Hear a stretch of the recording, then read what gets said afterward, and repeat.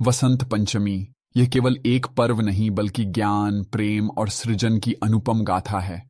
ये वही दिन है जब धरती पर पहली बार स्वर और संगीत की मधुर लहरियां बही थीं, जब इस संसार में केवल अंधकार था, न कोई शब्द थे, न कोई भाषा, न कोई लय। तब एक दिव्य क्षण में ब्रह्मा जी ने सृष्टि की रचना तो कर दी थी, लेकिन उसमें कोई मधुरता नहीं थी। यह संसार सुना था, नीरस था। तब उन्होंने अपने कमंडल से जल छिड़का और उस जल से प्रकट हुई देवी सरस्वती। उनकी वीणा के प्रथम झंकार से इस सृष्टि में ध्वनि गूंजी, एक लय बनी, शब्दों का जन्म हुआ। हर जगह संगीत बहने लगा, हर जीव में चेतना जाग उठी। तभी से इस दिन को वसंत पंचमी के रूप में मनाया जाता है, जिस दिन देवी सरस्वती का प्राकट्य हुआ था। इसे ज्ञान और संगीत की आराधना का पर्व माना जाता है। लेकिन यह सिर्फ देवी सरस्वती की पूजा तक सीमित नहीं है, बल्कि यह ऋतु परिवर्तन का भी प्रतीक है। जब ठंडी सर्दियां समाप्त होती हैं और प्रकृति अपनी नई उमंग में आ जाती है, खेतों में सरसों के पीले फूल खिल उठते हैं, आम के बौर महकने लगते हैं और कोयल की मीठी तान वसंत के स्वागत में गूंजने लगती है। इसीलिए इस दिन पीले रंग को विशेष महत्व दिया जाता है, क्योंकि यह रंग समृद्धि, ऊर्जा और आनंद का प्रतीक है। लेकिन इस पर्व की कहानी केवल यहीं तक नहीं है। एक कथा और है जो राजा भोज के समय की है। कहा जाता है कि एक बार उज्जैनी में एक अत्यंत विद्वान ब्राह्मण था, जिसका नाम देवदत्त था। वह विद्या और शास्त्रों में निपुण था, लेकिन उसमें अहंकार आ गया था कि उसके ज्ञान के सामने कोई टिक नहीं सकता। एक दिन उसने राजा भोज के दरबार में जाकर चुनौती दी कि अगर कोई उसे शास्त्रार्थ में पराजित कर दे तो वह स्वयं अपना जीवन त्याग देगा। राजा भोज ने इस चुनौती को स्वीकार किया, लेकिन दरबार में ऐसा कोई नहीं था जो उसके ज्ञान को पराजित कर सके। राजा ने इस समस्या को दूर करने के लिए माता सरस्वती से प्रार्थना की। उसी रात उन्हें स्वप्न में एक साधु के दर्शन हुए, जिन्होंने कहा कि नगर के बाहर एक वन में एक कन्या निवास करती है, जो देवी सरस्वती की अनन्य भक्त है। यदि उसे दरबार में लाया जाए तो वह देवदत्त को पराजित कर सकती है। अगले दिन राजा भोज ने अपने सैनिकों को भेजकर उस कन्या को बुलवाया।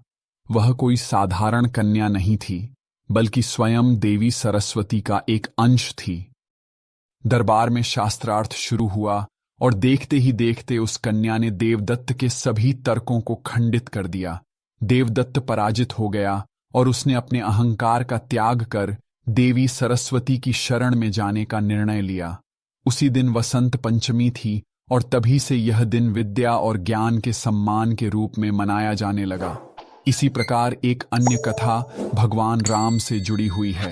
जब माता सीता का हरण हो गया था और भगवान राम उन्हें खोज रहे थे, तब उन्हें मतंग अर्षि का आश्रम मिला। वहां शबरी नामक भक्तिन ने उन्हें झूठे बेर खिलाए।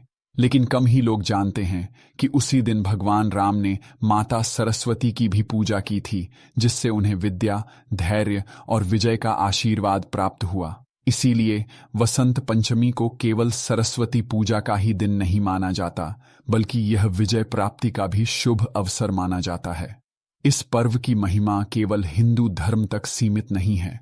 सिख धर्म में भी यह पर्व विशेष महत्व रखता है। गुरु गोविंद सिंह जी ने जब खालसा पंथ की स्थापना की थी, तब उसी दिन वसंत पंचमी थी।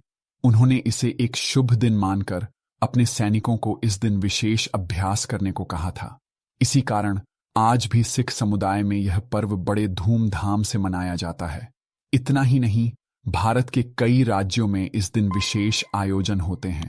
राजस्थान में इसे माली समुदाय एक बड़े उत्सव के रूप में मनाता है, तो बंगाल में इसे देवी सरस्वती पूजा के रूप में हर्षोल्लास से मनाया जाता है। पंजाब में इस दिन पतंगबाजी का विशेष महत्व है।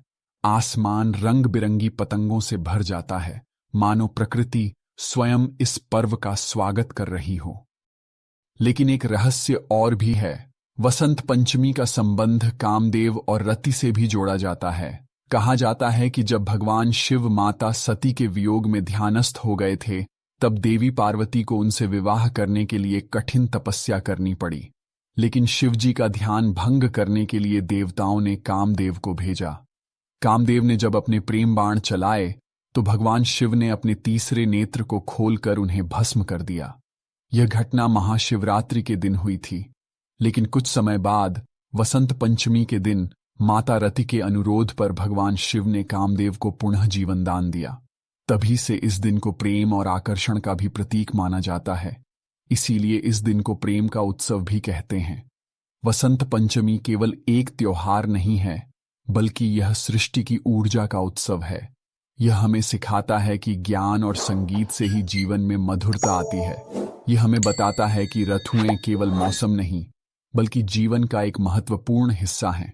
और जब अगली बार आप वसंत पंचमी के दिन पीले वस्त्र पहने, माता सरस्वती की पूजा करें, पतंग उड़ाएं या बसंत ऋतु का आनंद लें, तो यह याद रखें कि यह पर्व केवल एक परंपरा नहीं, बल्कि एक जीवंत विरासत है। यह त्योहार हमें याद दिलाता है कि हर अंत के बाद एक नया आरंभ होता है। हर ठंडी रात के बाद एक सुनहरी सुबह आती है, और बसंत यही तो है, जीवन का नया आरंभ।